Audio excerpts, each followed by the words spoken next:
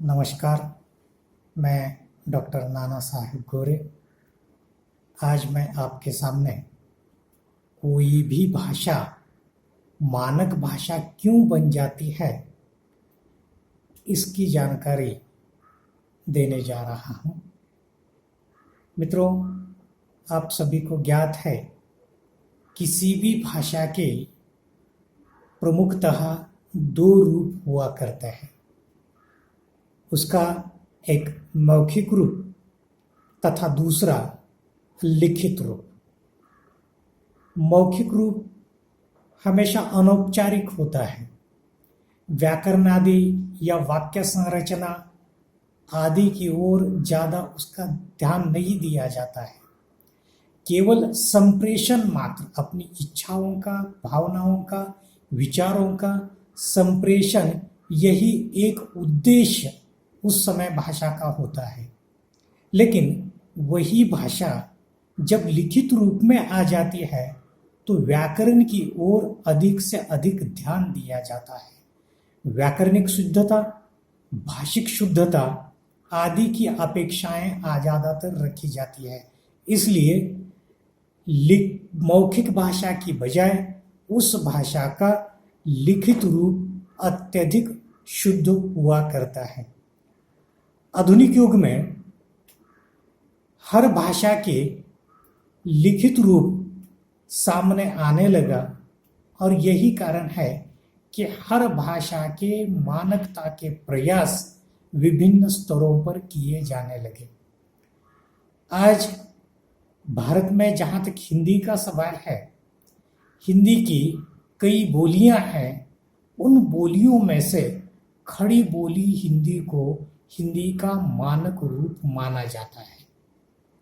अब कोई भी भाषा मानक क्यों बन जाती है, इस संदर्भ में जानकारी लेने से पूर्व हमें यह देखना आवश्यक है कि मानक यानी क्या है। हिंदी में जो शब्द मानक प्रयुक्त किया जाता है या हिंदी में जिसे मानक कहा जाता है, वह शब्द सीधे संस्कृत से नहीं आया हुआ है। संस्कृत के मान शब्द का वह विकसित रूप है। अर्थात संस्कृत के मान शब्द में क प्रत्यय जुड़कर मानक शब्द की निर्मिति हो गई है। मान शब्द का अर्थ होता है परिमाण या पैमाना, अर्थात जिसे मापा जाए, जिसे तोला जाए, जिसे प्रमाणित किया जाए या जिसे शुद्ध बनाया जाए। इस प्रकार से मानक बनाई हुई भाषा या परिनिष्ठित, परिशुद्ध, परिष्कृत की हुई भाषा मानक भाषा है, ऐसा कहा जाता है। मानक भाषा के लिए अंग्रेजी में स्टैंडर्ड लैंग्वेज शब्द का प्रयोग किया जाता है। स्टैंडर्ड शब्द की उत्पत्ति स्टैंड से हुई है। उसका अर्थ होता है भिन्न या अलग खड़े रहना। साफ जाहिर सी बात है कि जो अपने परिवार की भाषाओं में से जो एक भिन्न भाषा है, वह भिन्न भाषा ही मानक भाषा है। इसलिए डॉक्टर भोलानाथ तिवारी जी ने कहा हुआ है कि जब एक ही भाषा परिवार की या एक ही भाषाओं के विभिन्न बोलियों में से उस भाषा का जो शुद्ध रूप स्वीकृत किया जाता है, उस स्वीकृत रूप को ही मानक भाषा माना जाता है। आज जैसे कि पहले ही मैंने आपको बताया हुआ है कि प्रत्येक भाषा इस दिशा में अपनी ओर से प्रयास करने लगी है कि अपनी भाषा ज्यादा से ज्यादा शुद्ध हो, ज्यादा से ज्यादा प्रमाणित हो, ज्यादा से ज्यादा परिष्कृत हो। अर्थात इसके लिए परिष्कृत करने के लिए जो है उसकी मानकता के प्रयास विभिन्न स्तरों पर किए जाते हुए हम लोगों को दिखाई देने लगे हैं। अब हम लोगों को देखना यह होगा कि कोई भी भाषा मानक भाषा क्यों बनाई जाती है। उसके विभिन्न कारणों में से पहला कारण यह है कि सामाजिक आवश्यकता।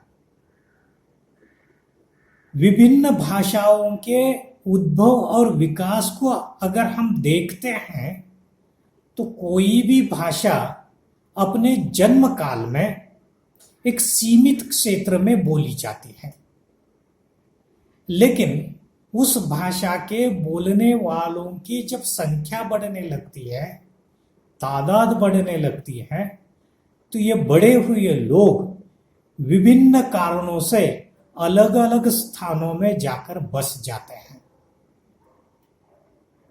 एक गिरोह इस प्रदेश में जाकर बसा, दूसरा गिरोह दूसरे प्रदेश में जाकर बसा, तीसरा तीसरे प्रदेश में जाकर बसा।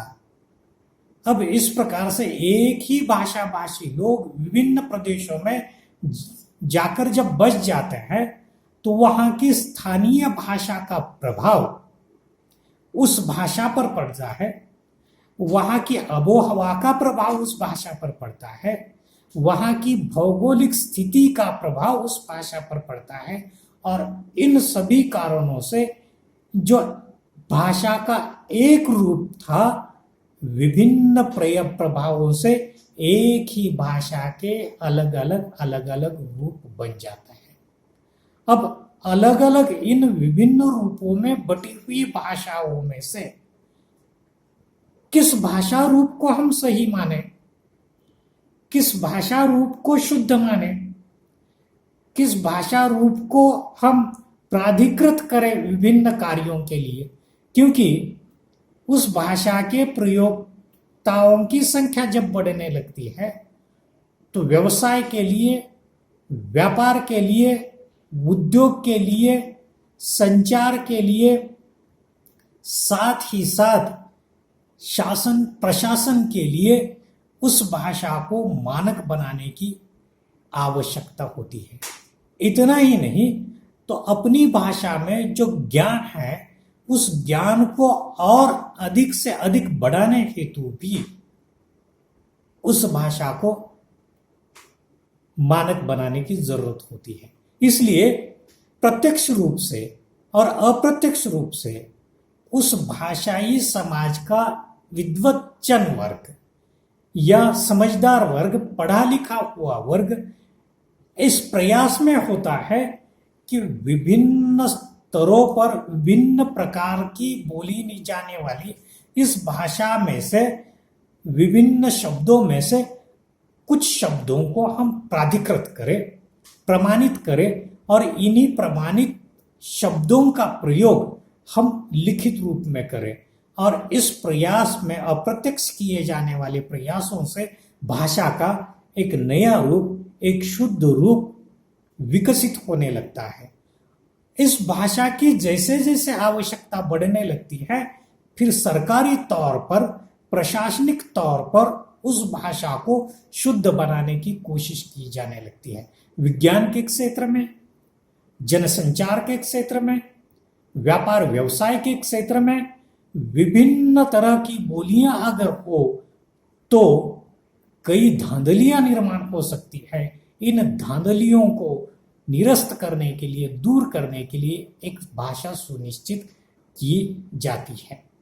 दूसरी बात, हर व्यक्ति को अपने भाषा के प्रति एक अस्मिता होती है, उसका एक आदर होता है, सम्मान होता है। उस अस्मिता के चलते उसको लगता है कि मेरी भाषा शुद्ध बननी चाहिए, मेरी भाषा विकसित बननी चाहिए, मेरी भाषा में विभिन्न तरह का ज्ञान आना चाहिए, और इस प्रकार से इसे अगर विकसित करना है, ज्ञान से परिपूर्ण करना है, सभी लोगों को अपनी भाषा की ओर उन्मुख बनाना है, तो अपनी भाषा को अधिक से अधिक मानक बनाने की आवश्यकता होती है। तभी जाकर विभिन्न प्रदेशों के विभिन्न भाषाई लोग, विभिन्न देशों के लोग अपनी भाषा की ओर आकर्षित हो जाएंगे और अपनी भाषा का ज्ञान अर्जित करने की कोशिश कर जाएंगे।